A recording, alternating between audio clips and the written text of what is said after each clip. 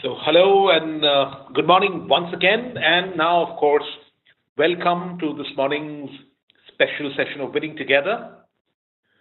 We have for you a special webinar, a very special webinar for two special reasons. The first reason is that, in all the preceding events of Winning Together, you have been hearing about various watts connected with lighting. Watts, W-H-A-T, watts. The watt of LEDs, the watt of lamps, the watt of controls and drivers, the watts of green building. A lot about what is what in lighting. Today is the first instance in this series where the focus will not be so much on the what, it will be on another axis, the how axis. And success in lighting is actually dependent on the coordinates of both the what and the how axis. The second reason why this webinar is special is because of a very special speaker that we have for you today. As most of you would have read in the Lighting Academy invites, we have with us a veteran in the world of lighting. Sudeshna Mukhopadhyay, my colleague, who's been with Philips Lighting now for more than a quarter of a century, one of the most distinguished old-timers, so to say, old-timers not in terms of anything else, in terms of sheer number of years with lighting. She's been in Philips Lighting for more than 25 years and has become today an expert in almost all the elements of lighting, the what's and the how's. She is a teacher in various very, very distinguished engineering colleges in the country. She is lead faculty in Philips Lighting Academy. And it's a pleasure that I think 5 months down Winning Together, we have really had her as a presenting faculty for you for Winning Together. So without much further introduction from me or from the Academy, let it be over to Sudeshna for telling you a lot of exciting hows on the science of lighting application. So welcome, Sudeshna, for the first time in Winning Together, and over to you for this session on what lighting can really do.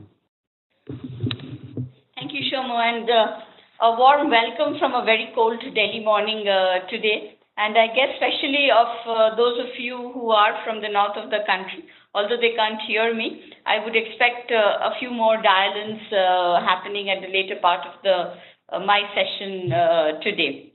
As you have already received in the invite, and as Shomo mentioned, I'm not going to talk so much about the quantification of lighting. So the topic which I chose today is light beyond illumination. And as I scroll down the attendee list, I'm quite delighted to see some of my old contacts and customers already there. And you would know by now, this is something we have been sharing with many of you for a few years, that the impact of light or the light impact on human, and it is beyond illumination.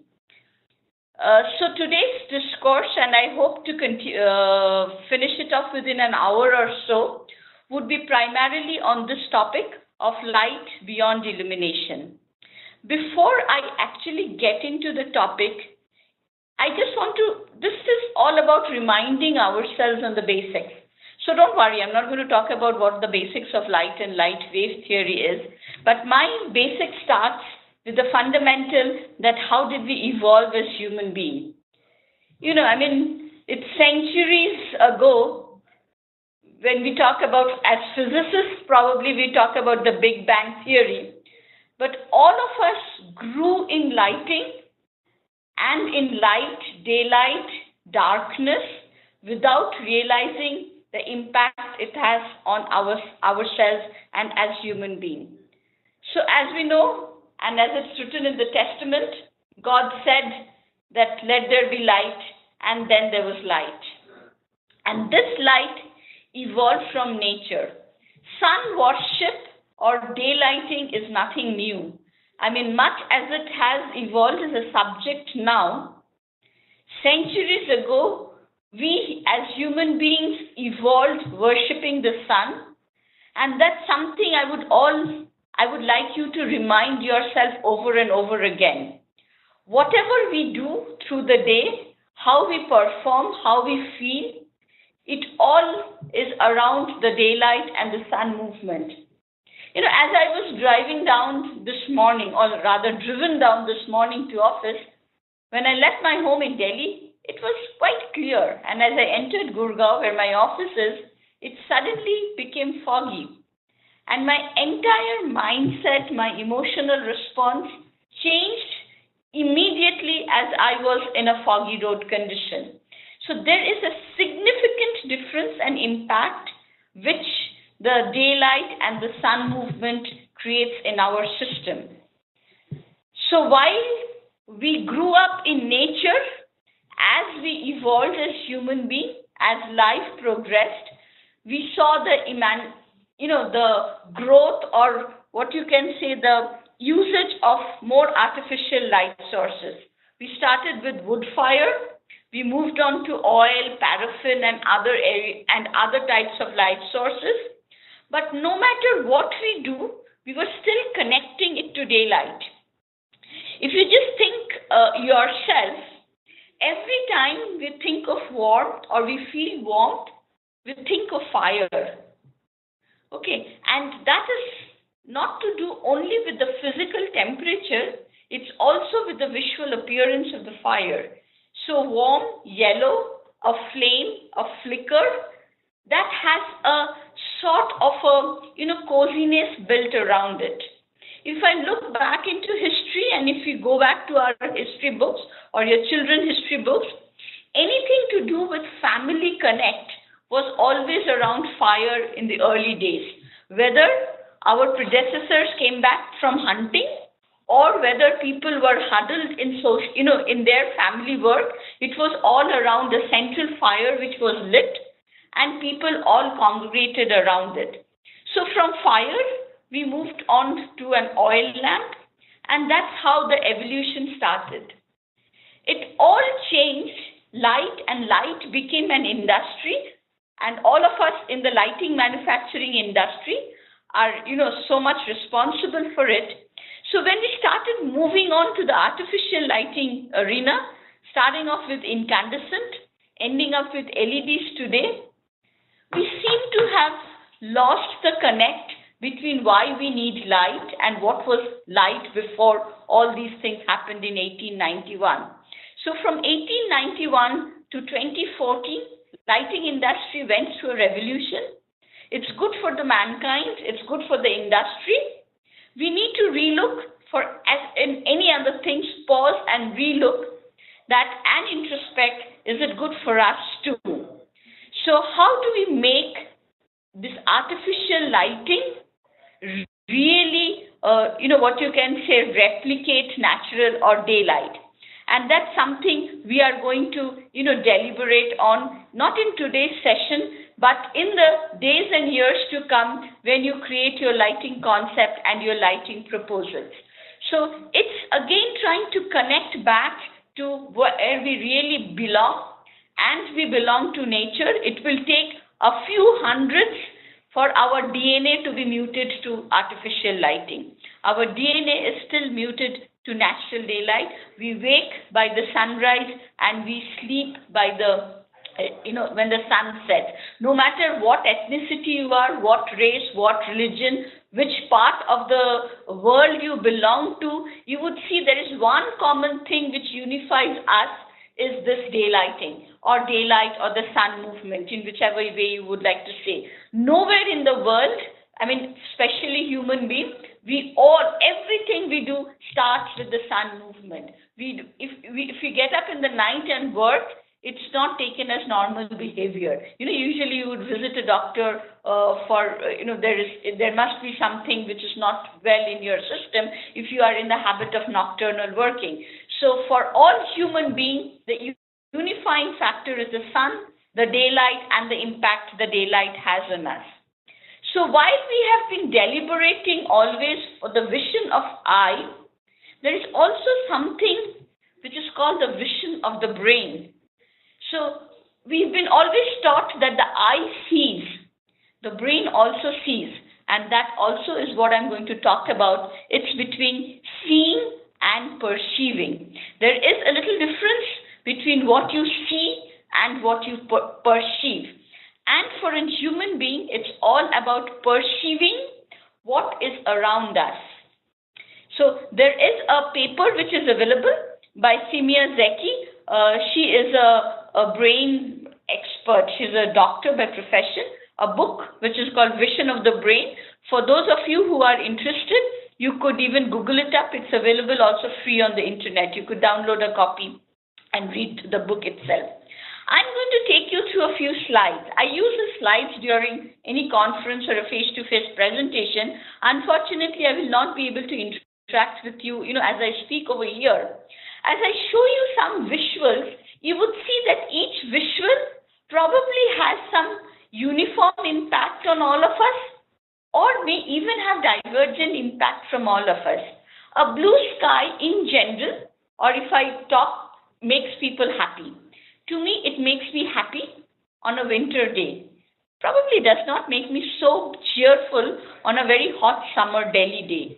On a hot summer Delhi day, I might like to wake up on a cloudy day itself.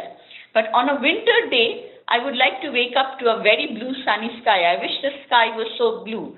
So what am I trying to say is that our first setting of the day starts with how the sun or how the sky looks to us. And from this natural surrounding, as we enter our office or as we enter our workplace or even inside home, we tend to get into a fixed lighting solution no matter what weather, which part of the season or what season or which time of the day it is. So we all are getting sort of trying to tune ourselves to a fixed lighting environment, and probably that's not so good for us. So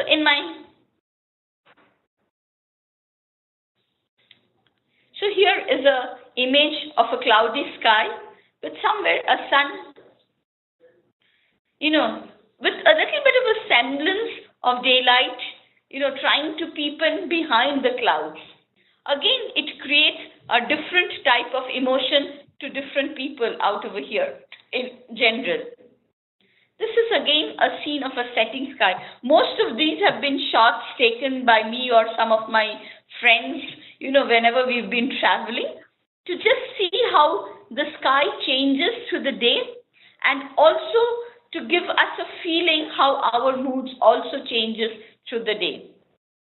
This is again a setting sun over the sea. A lot of colors. And you see how the sun refracts. Here the daylight is not refracting. Here it is refracting and creating a myriad of colors. So almost all the colors in its spectrum is visible. And that is again has a different impact on us. Now let's go back, or let's come into some evening settings. This, to me, could symbolize a very mysterious setting, a more romantic environment. There is some amount of probably different music built into this setting. If I look at this picture, it evolves again or evokes a different mood altogether. So even when I'm talking about darkness has different shade, and darkness also impacts us in very different ways. So it's not only daylight, it's also darkness. By this, I would like to basically highlight the fact that both are very, very important in our lives. You need to build in as much of light into a systems which we design, and it's also important to build in darkness, and they coexist. So it is difficult to have a situation where I'm told by clients we do not want shadows. Actually, you lose out on the third dimension, and as I said, both are very, very important in our lives. what would a day be without the sun setting and the moon not rising? Just try to imagine in a situation like this, that you live in a country where there is no sunset in the northern hemisphere, and people suffer from very severe sickness, which is called SAD, seasonal affective disorder, because for 6 months the sun doesn't set or the sun doesn't rise. So you need darkness and you need daylight. And when we talk about lighting of built-in environments or artificial lighting of built-in environments, we tend to ignore both of these. This is my favorite, and it's basically to highlight that fact that you need shadows as much as you need light. So what does the brain do? I was talking about vision of the brain. The brain basically deconstructs the entire retinal image. So my response when I walk into a built environment and see a certain lighting may be quite different than any other person. So the brain deconstructs the retinal image and processes the external stimuli and information and history also, and constructs its own story. So there is an emotional aspect of lighting, there is a physiological aspect of lighting, and there is a psychological aspect of lighting. And it's not something you all do not know. It's again like everything which is basic needs a renewal of learning. And my today's webinar is just an attempt for a renewal of this learning itself, that to look beyond light as only creating an visual environment, to look at the emotional, physiological, and the psychological aspects of lighting. Let's go back into the eye-brain system. Some of you are already aware of it, but I would just like you to once again go through this entire thing.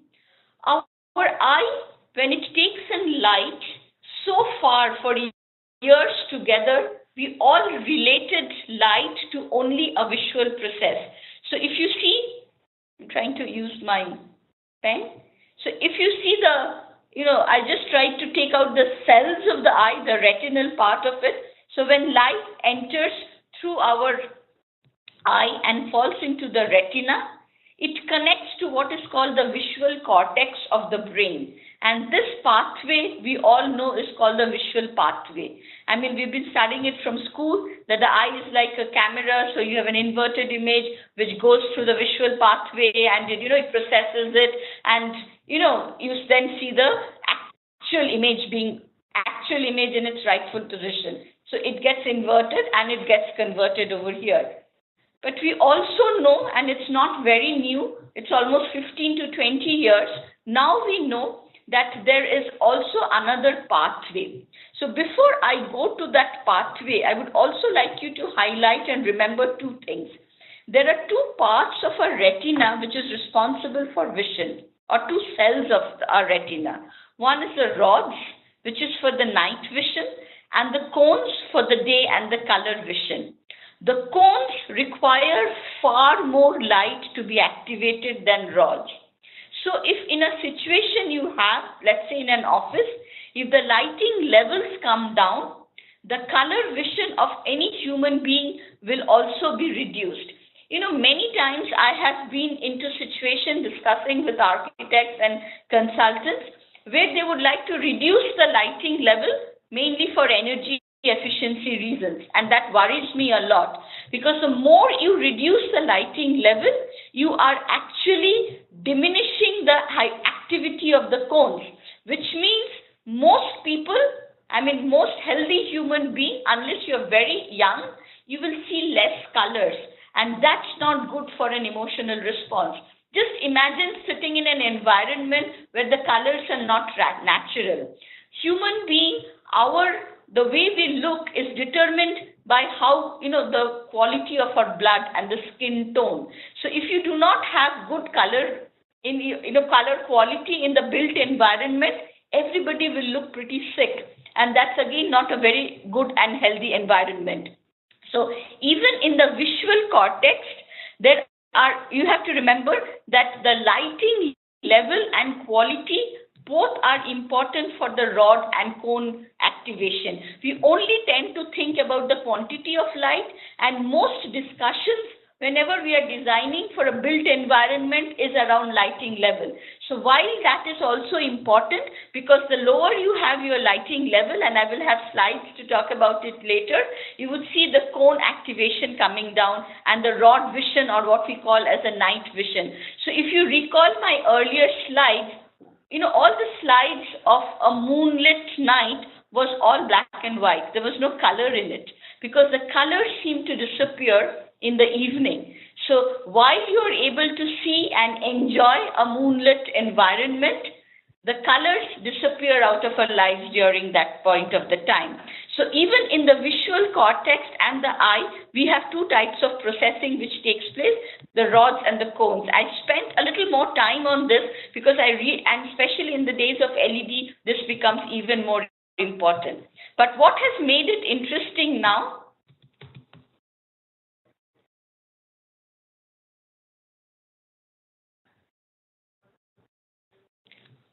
is what we call as the third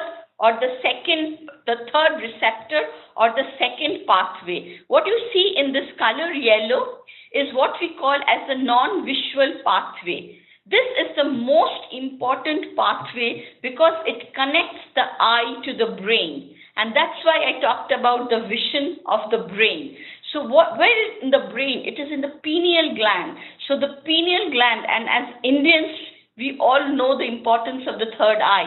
I mean, that's something, we grew up with. If you have, read our mythology and all historical, most of the mythology stories also evolved around the third eye. All our gods and goddesses possess the third eye. That the third eye actually in a human being is the pineal gland. So the eye connects the pineal gland through this non-visual pathway, what I show in yellow. And in the pineal gland, we have the clock of our cells, what is called as the bioclock. This is what in technical terms or the medical terms is called the suprachiasmatic nucleus. This basically controls our sleep and wake pattern. So if you do not have enough light which enters or which activates this non-visual pathway and triggers, it's like the battery. If the battery starts becoming weak in any clock, you will have erroneous time display. Similarly, if you do not have enough light which actually travels to the non-visual pathway and activates the clock, you will have erroneous sleep-wake cycle, and again that's not healthy. So this is what basically is a non-visual pathway, and this is the pineal gland controls the opsins in our body, that is the hormones in our body. So this all together, the amount of light which travels to the non-visual pathway basically triggers the time clock in our cells, and they regulate the hormone secretion. There are two important hormone secretion which basically governs us. One is what we call as the sleep hormone, and the other is the stress or the activity hormone. You need both to be healthy. So you need to have enough of your sleep hormone when you want to sleep and when you should sleep. At the same time, you need enough of the stress or the cortisol or the activity hormone when you need to work. Just think about a situation when we are in contradiction of this, and night shift workers built in environments with no daylight penetration are very ready examples where the sleep-wake cycle is completely disturbed. So to sum up, the light basically regulates the biological clock of the human. So it is not the visual process alone, it is also the biological process which is very important, and that is contributed by light, and that is where the light and the eye, the combined is very, very important. It affects our immune system, it affects our recovery medicine process, and it also actually affects any wound healing. So if you have surgery, it also, the amount of exposure to light is also very important. So mood, sleep, concentration, alertness, and vitality are all impacted by the amount of light which we go. So between night and dusk, if you see, there needs to be somewhere a balance also in the artificial lit environment to ensure that the cortisol and the melatonin are in sync with the activity which we are doing. All of you probably have felt this, but I'm not sure consciously if you're aware. Any human being have got what we call as a 12-hour sleep cycle. So our peak sleep time is actually 3 o'clock in the morning. That's why when you have the highest melatonin in your body or the sleep hormone in your body, and that's where you sleep the deepest. The second dip happens at 2 o'clock in the afternoon. So no matter where you work or what you eat for lunch, it is extremely healthy response for a human being to have that dip, what they call as an activity dip, where the melatonin starts rising. Probably if you're in office, you are able to manage that by going out for lunch or walking around. But if you are in a critical operation zone, by operation I mean any activity zone, it could be surgery, it could be any other, probably that dip could be very dangerous. So what is it we need to do to ensure that we are reactivated, or we break down the melatonin and reactivate the cortisol? The good part of these hormone secretion in our body is they are not permanent. So you can if you expose your body to very high lighting level, your melatonins can come down. If you withdraw, it takes 21 hours for a human body to actually readjust. So it is much healthier than taking caffeine, which creates a chemical change in your blood, or taking melatonin tablets.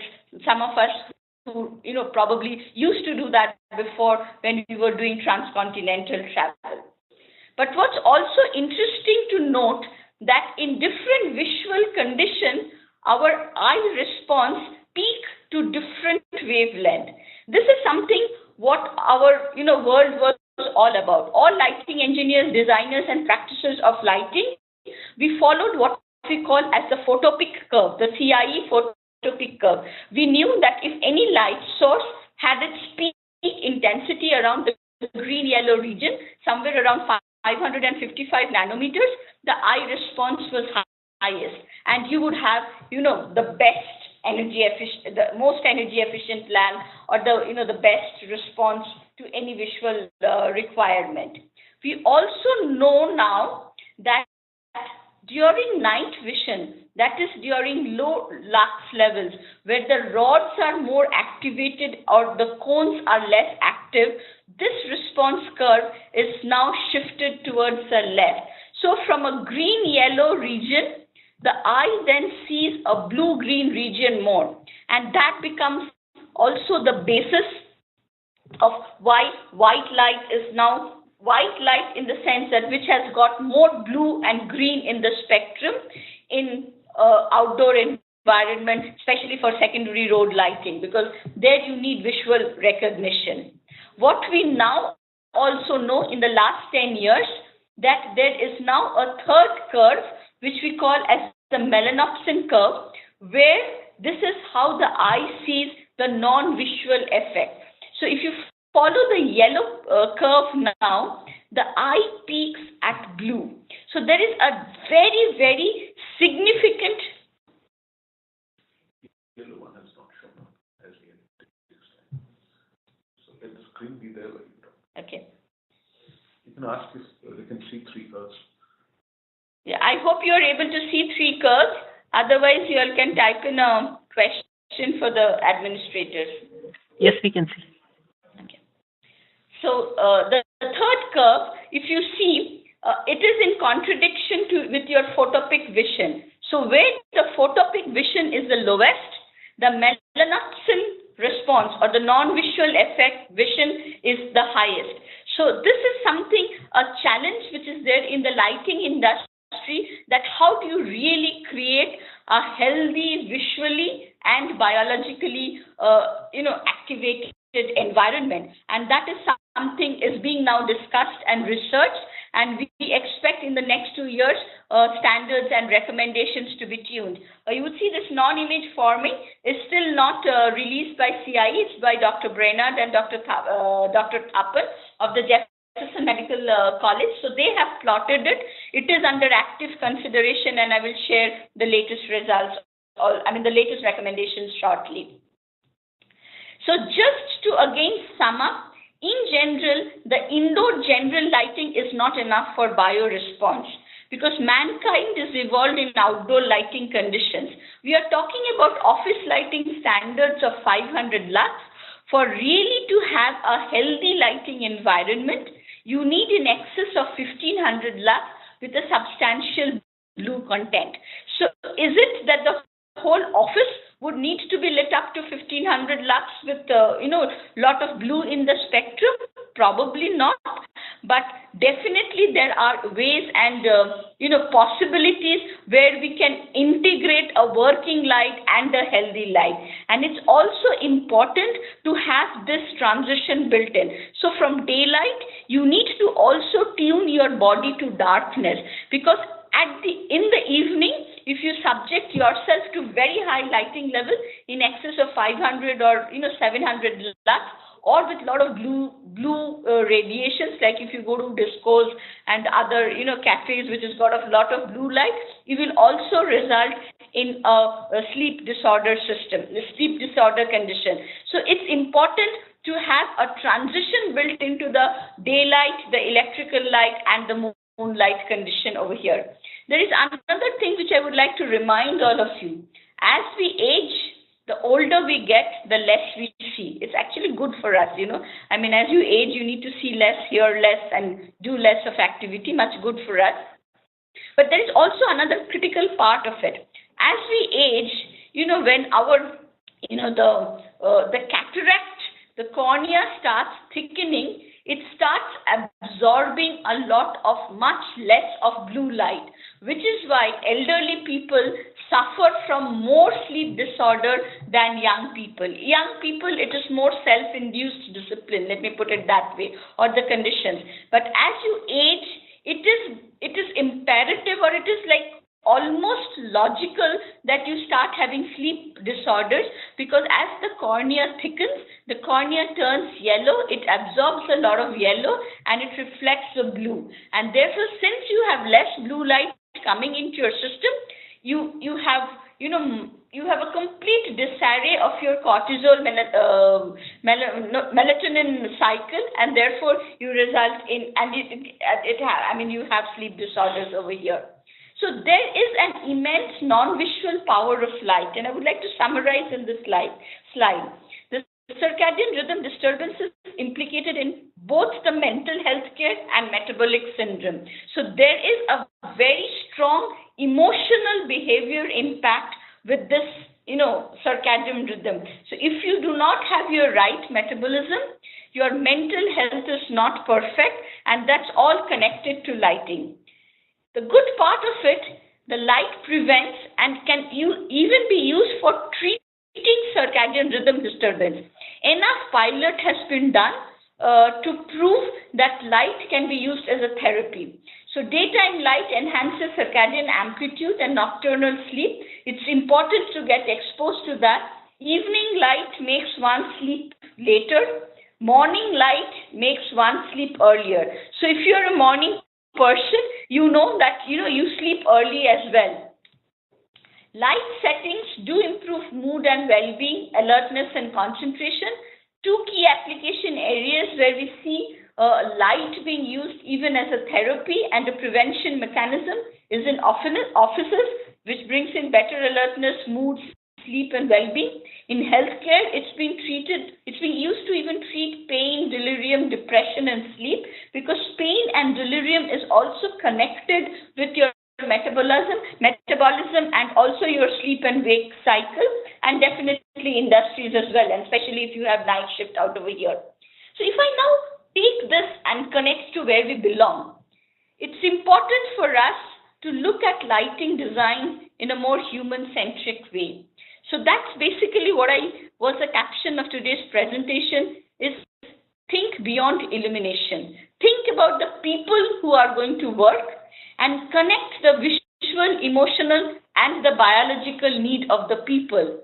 It's just not meeting what BIS has recommended or STAN has recommended or the ISNA has recommended, but who are the people who are working, what do they work, and connect the emotional and the biological needs.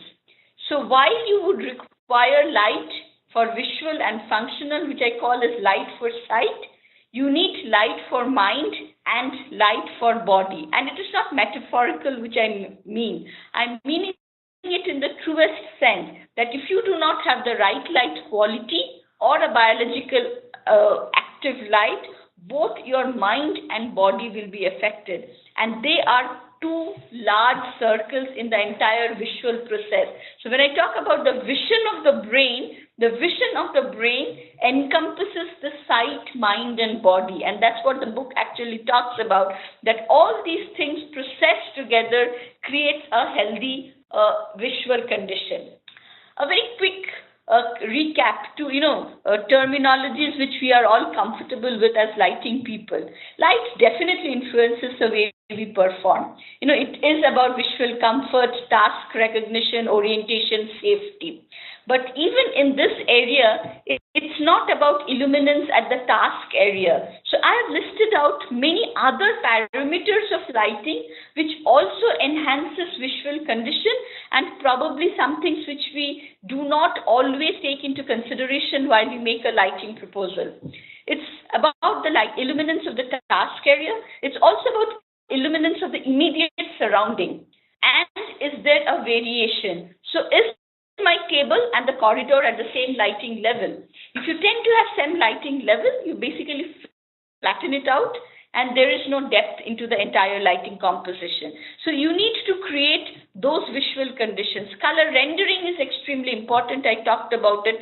Luminance distribution. How do I distribute the light? And I'm going to talk about it a little later in 5 minutes time on luminance distribution, uniformity, and glare limitation. So all these, sometimes you might have a very good lighting level. You measure it with your lux meter.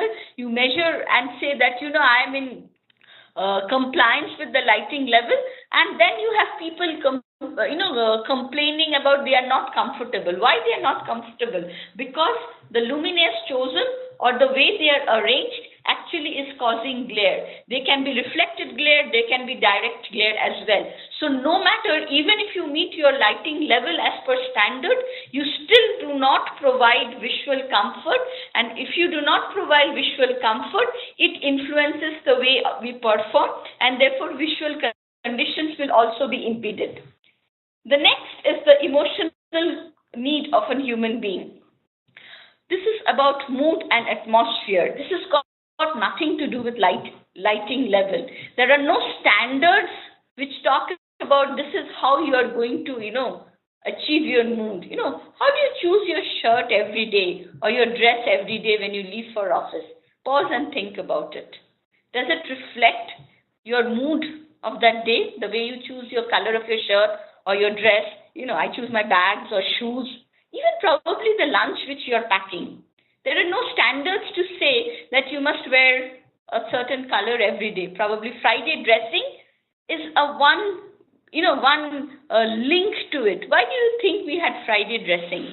It's now become so popular in corporates. It's to tell you to relax, that the weekend is coming. So probably colors come in. You wear checks, you wear denims. You bring in colors to your environment, to your mind, to your body. Monday, probably you'll just wear a white shirt and come. That's what you're reflecting, your moods. And as the week travels, probably you start bringing in a little more color to your dressing, to your habits, to how you interact with people. So there are no standards for creating mood and well-being. It's where the art of lighting now comes in. So the science ends. There is a bit of art, but more science in the visual condition. And here we are talking about creating an atmosphere. Why do you like a circular downlighter and not a square downlighter? It's aesthetics. It's the designer's prerogative. The choosing of the carpets. Even in light, you have to create a quality atmosphere and moods, and that affects our well-being. bring in directionality. Shadows are as important as lighting. I keep repeating this. Me spending 25 years in lighting, I still get very, very agitated when I hear about request of uniform lighting. No matter, I'm not talking about creating shadows in workplace which impedes performance. I'm talking about the entire environment. Okay, creating probably a shadow pattern in any of the wall. Color appearance and flexibility. Why should my light be actually static through the day? And we'll talk about it again. And the last but not the least is the health part of the lighting, the biological part of the lighting. Is the lighting healthy enough? Do I get enough ocular light? And it's all to do with your ocular response or the non-visual response. What are the dynamics which are built in? What time of the day, how much duration? So do I have different light settings in the morning and in the evening? Can I create rooms where I can have variation? If you have a coffee corner where you are dispensing coffee, can you have different light settings there, which basically enhances productivity? Probably people will drink less coffee, and I think that's pretty good for health. If people drink less coffee, forget about the cost part of it. So how do I create healthy atmosphere? In fact, both CIE and CEN have created technical committees and groups which is working on, I mean, it's a very difficult English to read, healthful interior lighting application. So that's what the technical committee is called. And in fact, they have also a technical committee now for older people, I mean, basically elderly people with visual impairment in buildings. So 2 standards will be released very, very soon. There is already the Germans have already released a standard. They're extremely, very, very rigid about all these things. And CEN has also a working group which is working on the non-visual effects of light on human beings, and you will see them being released as standards. So we need to, if I now start summarizing, what I was basically talking about, we have to deliver our quality parameters, and we have to now consciously talk about or include these parameters in our design, which is the color, the flexibility, and the directionality of the light. The ones which are in white, illuminance level, luminance distribution, glare, and energy considerations are hygiene factors. You really have to do them. Even if you miss out one, so I do see sometimes glare part not being discussed or considered. So please do that. That's a hygiene factor in any lighting and designing in a lighting environment. But please also give attention to color appearance, flexibility, and the direction of the light. So when we are talking about the new standards, I happen to be in one of the committees. You will see we will be coming out with new terms. Spectrum, intensity, there will be quantity of light, much less emphasis. As I said, this is a hygiene factor. Any product has to be energy efficient in 2014. I mean, there is nothing you need to talk about it. So similarly, you need to meet the quantity parameters. That's pure hygiene. But we will talk more about spectrum, intensity, duration, spatial distribution, the pattern of lighting, and the timing of the light. And this is being sort of framed by the 2 very eminent American lighting, legends, Mark Rea and Figueroa. So from 2011, they are working with various standardization organization and will be coming out with standards. So already we have the EN 124641, which is the lighting of workplaces, giving reference to the biological impact. But the Germans have already released a standard, a design guidelines on biologically effective illumination.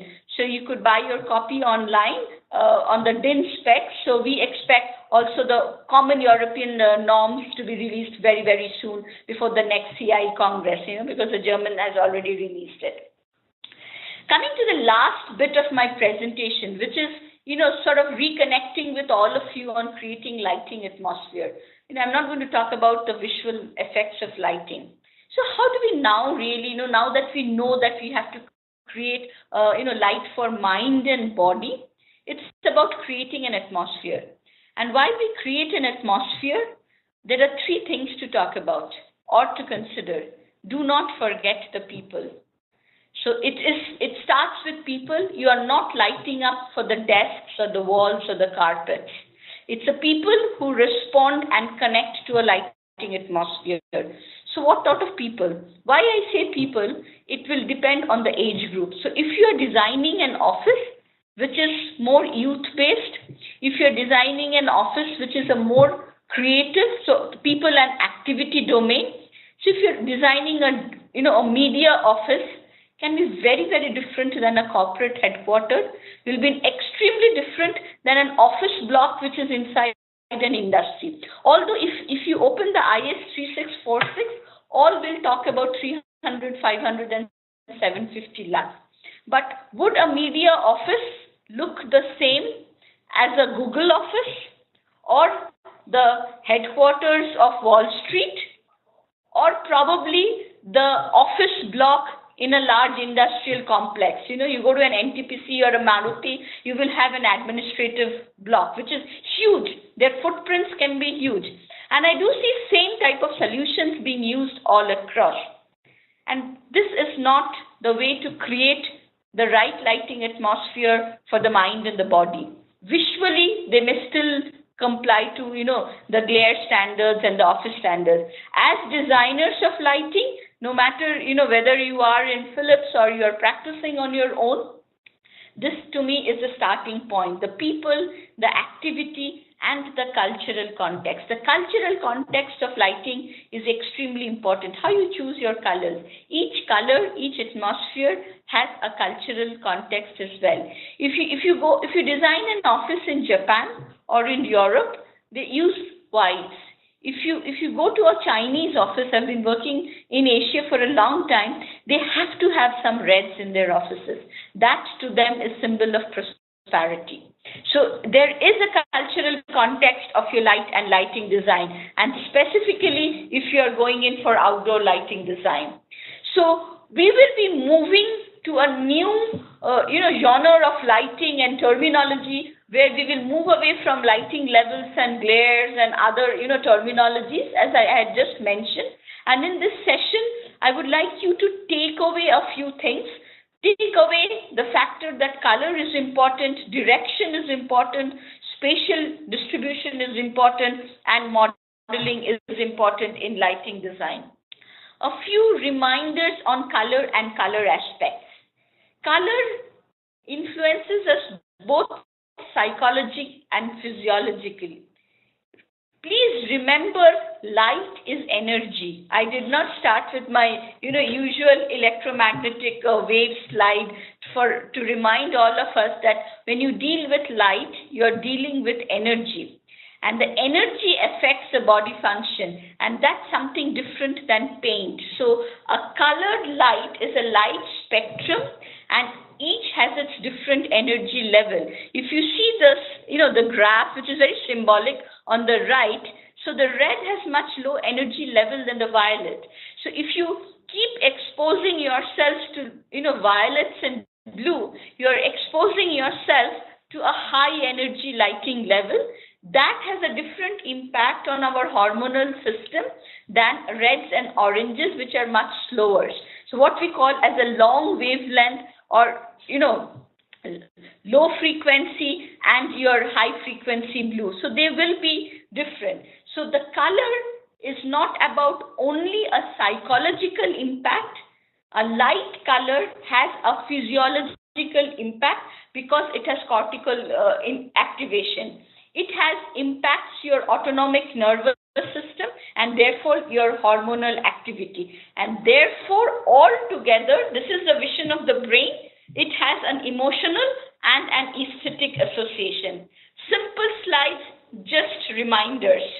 Because specifically these days when you deal with myriad of LED manufacturers and all giving you white LEDs, just focus also or remind yourself, are they all delivering the right color rendering index?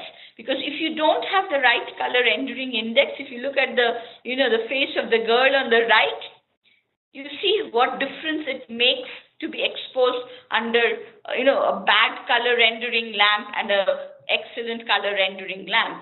So it is a choice whether you want to create an environment where everything looks dull and gray to an environment, which is reflected below, which is bright, healthy, and vibrant. So color rendering, keep on attention that everybody is delivering minimum color rendering index 80 and above for an indoor built-in environment. That's a minimum specified as per standards, including BIS as well.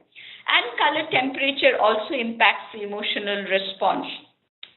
The image is courtesy Google North American office, where they have booths of different color temperatures, because human beings again respond to different color environments, and this is their well-being center. So, if you want to expose yourself to blue light in the afternoon, you could go into this booth out over there. You want to relax before you go home in the evening because you want to sleep early, expose yourself to a more warmer color. So this is basically evokes both emotional response and a biological response as well. This is, one of the very nice examples of how you've created a biologically active zone in a normal, I'm tempted to use the word mundane workspaces as well out over here. The other part is to think about spatial distribution. When you are in a working environment, you don't only look at the table. The lighting levels which are specified in the standards talks about lighting levels in the workplace. Of late, in the last 5 years, you would know, in 2007, SIBSI, that is a UK body, released the first spatial distribution standards, emphasizing the importance of lighting up the walls and the ceiling as well. So, a space, the feel of a space is on how you light it up. So look at that when you design the lighting system as well, and not only light up in this, picture, the image which you see over here. I would have met the standards just by lighting up the floor. But here you have corridors, you have, the staircases, you have a beautiful ceiling above, you have, some architecture, you have corridors which sort of links the two wings together. So it's important to create that spatial distribution where you would give the user the feeling of the architecture, the volume as we call it, and the space created out over here. Then the direction part of the lighting. This is important, as I kept saying, that you have to create shadows and define the edges. So while you choose a luminaire, depending on what type of lighting effect you're choosing, look at the light distribution as well. Sometimes choosing very diffuse luminaire, although is very good for glare control, actually kills an atmosphere by making it very, very diffuse. So if you're using a diffuse luminaire, I would, as a lighting person, would always recommend that add-on layers where you create some amount of a theatrical effect. I'm not trying to create a theater-like situation in an office, but definitely in retail, in the museums, and also in offices, you could create certain amount of this effect.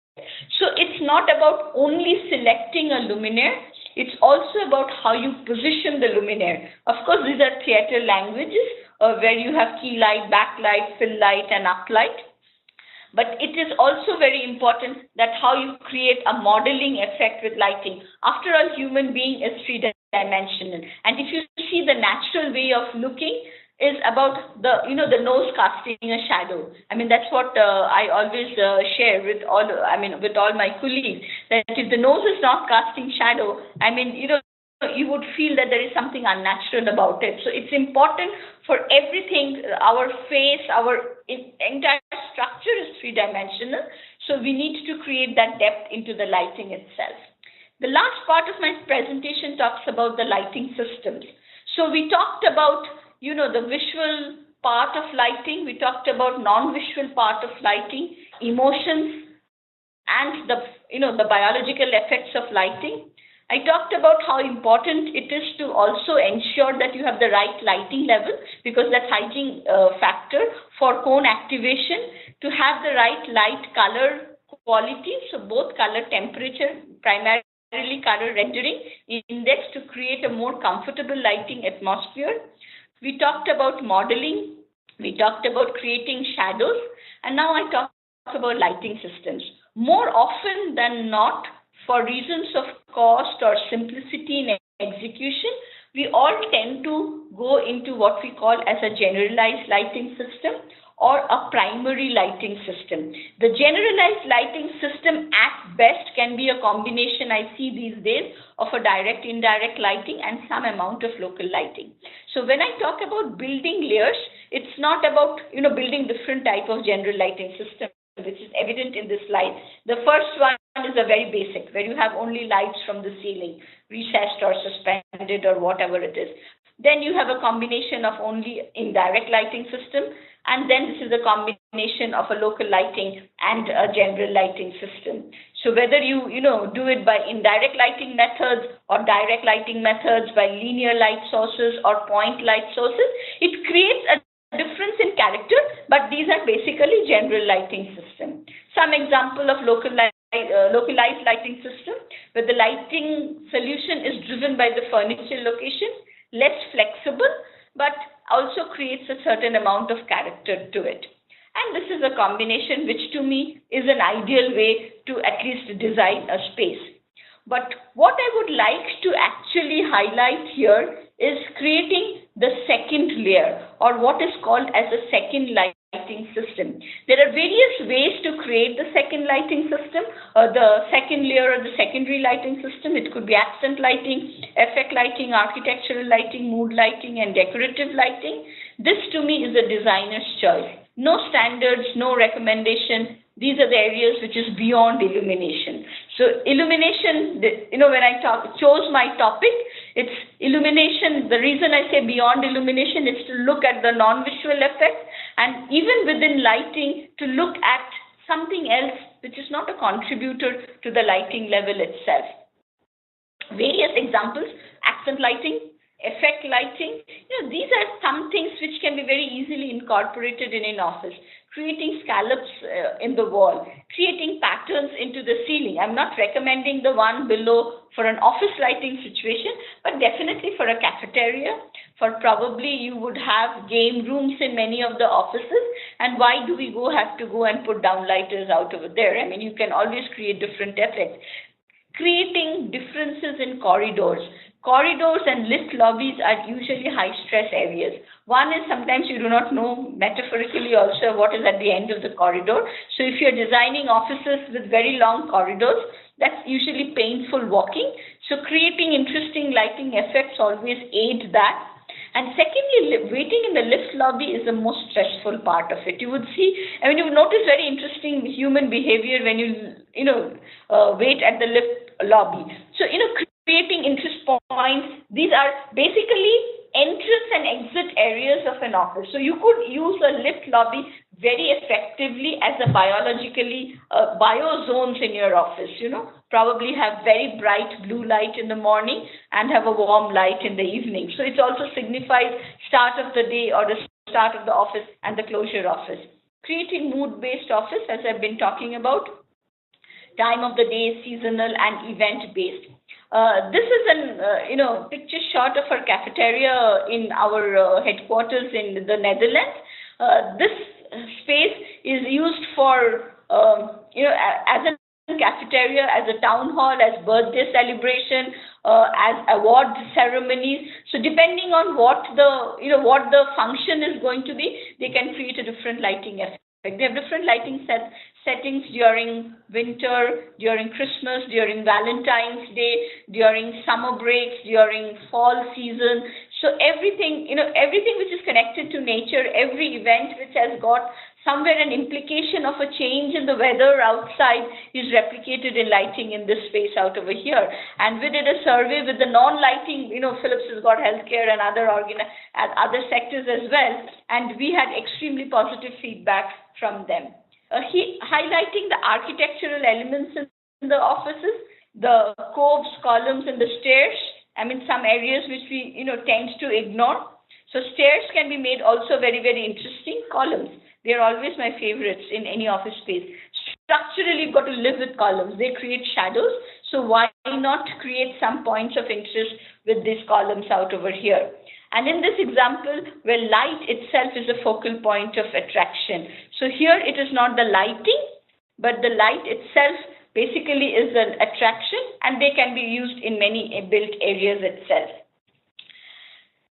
So why all these discussions? Probably many of these discussions, while we knew, it was not very easy to replicate in a conventional lighting scenario. As we are moving now into a digital lighting domain, and it is moving very fast, all the concepts which we are talking about and which I have been sharing with you is much more doable. And that is what is making interesting our lives in the lighting industry now, or in the lighting application area. I don't think so personally in the last 25 years it's been as exciting as it is now. You can actually carefully tune all the diversing demands of of a person, of a built-in environment, of furniture with LEDs, because they can be tuned colored in color spectrum, and they can be tuned in the intensity vertical as well.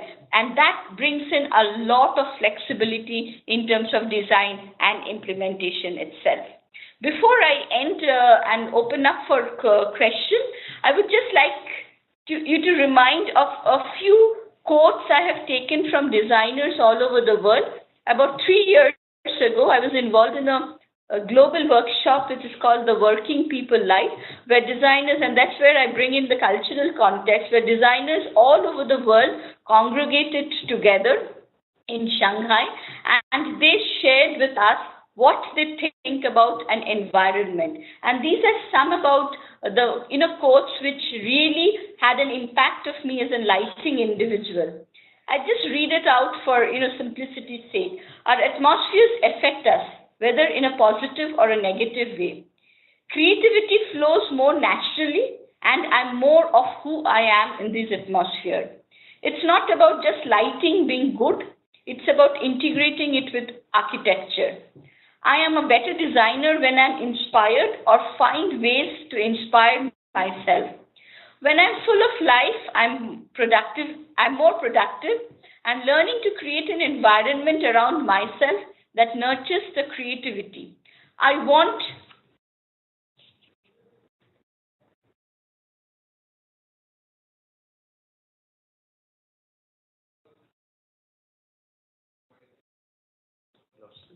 It's gone over here. Okay. I want the freedom to work where I want, and yet wherever I go, I want to bring everything that's me. In all these words, there is not much about lighting, only one statement about lighting. It's about creativity, it's about me, it's about inspiration. It also basically brings us to the point that as designers and users of space, are we facilitating the basic need of all our employees and users of the space? That employees and users need to feel integrated in that atmosphere. They talk about productivity, they talk about environment, they talk about creativity. Is the built-in environment facilitating that? Lighting is only one enabler. I agree there are other enablers like air conditioning, furniture, and furnishing design. But believe me, lighting is the only enabler which has a direct impact on our hormonal part of it. A chair design doesn't activate a hormone balance, or a color of a carpet, whether it is a marble flooring or you can have an emotional response to it, but not a biological response. So before I end my presentation, I would like you to take away this very, very important part, that are we enabling in our design creativity, atmosphere, productivity, freedom, inspiration. So these are something which is very, very important to me as a person who is working in a built environment. Very quickly before I end, I'll just fleet through some of the installations, not all Philips installations. I'll just shared and borrowed ideas from many of the co-designers all over the world, where they have taken various of these elements and translated them into a working environment. This is about a healing environment in a hospital where a sky has been created.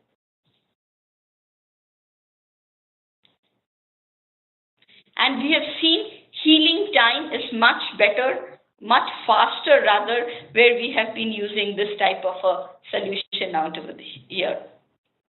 Again, these are various applications of it. If you see this desk, this desk changes color. This is depending on the shift of the day. So during the morning, it is neutral white. When people work in the night, they change it to blue because of requirement of a high cortisol atmosphere. This is very clear. The lighting actually sets the theme for the space. This looks to me a fine dining room because you're not supposed to see the right-hand side of your menu card. And the same dining room or a different dining room changes its character just by changing the light color itself. You cannot think about this atmosphere. So when I talk about cultural context and activity, here you see it's a lighting which completely changed an atmosphere from a fine dining to more a cafeteria-like a feeling. Here, a lot of daylight integration, so probably a bar for more elderly people, and this is again a bar for more young people, and you see again the light elements which are used are so different for two different age groups altogether. This is again a pilot which was being done in hotel rooms, in very, very high-end hotels, where you have, what we call as the wellness room. So if you are traveling, if you're especially in cross-continent travel, you may require light, you may like to use light as a therapy. So if you expose yourself to blue light in the morning, so during your wake-up alarm, if your room becomes blue, you will be active immediately, even if you checked in very late into the night itself. This is again a very interesting, a training room. People when they come into a training room is usually sleepy, and everybody hates coming into training actually. So here, again, just to activate the participant, you have a very high blue lighting, which wanes off as the training starts and people are more engaged hopefully to the topic which is being deliberated out over here. These are some interesting slides where very, very different offices, what I talked about activity and cultural context. You see very unusual type of light, luminaire design has been used for lighting of a workspace. This is a scientific laboratory and the library of that laboratory, and everything looks very unusual and unnatural out over here. Again, a very interesting design where different shapes have been combined together to light up a space. But these are some of the elements which trigger emotions and which bring in the cultural context of of an activity of a workspace. Again, are there norms for it? No, but it is trying to break the monotony of creating lighting atmosphere. Again, certain slides. This is also one of my favorites, where you see they have created, this is a light booth area where you see A, so it changes colors through the day. This is the same, it changes colors through the day.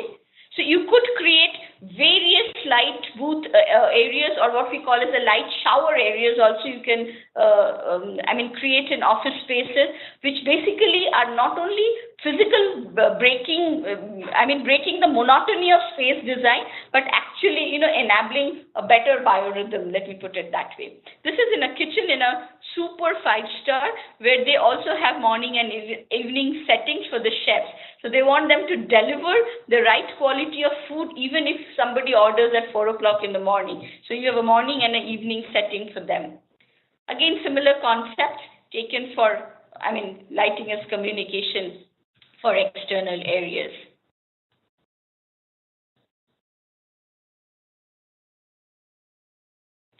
I would like to end the slide, my presentation, with this slide. Of course, I have one more operational slides after this. It's also to, connect to the black and white. There is still a lot of beauty in the white and black and the conventional lighting. While these create a different aura, in certain applications, do not forget the use of, mixing the basics and the white and black. And this to me is an excellent example of how depth has been created, how a mood has been created by using the basics, that's the black and the white and the gray part of it. With this, I would end today's presentation. Of course, we are here beyond this webinar today in terms of offering professional lighting service. As you would know that Philips is very, very active in offering end-to-end professional lighting study service in terms of creating that user need study, which is very, very important. What's the activity which has been done? What's a concept or what's a cultural concept? And from there, we develop concept design, detail design, of course, and if any customer would want getting into supply, installation, maintenance, and of course, need-based financing. Thank you very much.